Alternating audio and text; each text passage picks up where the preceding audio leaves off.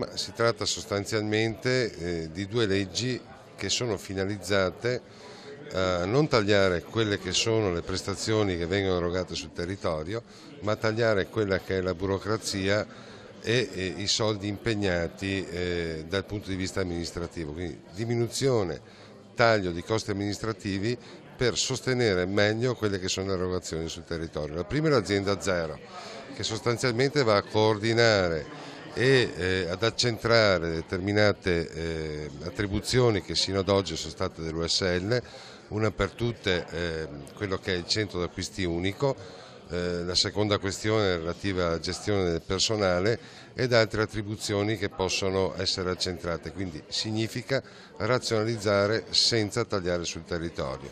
L'azienda zero coordina le USL territoriali facendo sue attribuzioni che sino a ieri sono state appunto delle aziende territoriali. Questo serve per razionalizzare e dare una risposta a quelli che sono i tagli che giornalmente arrivano da Roma.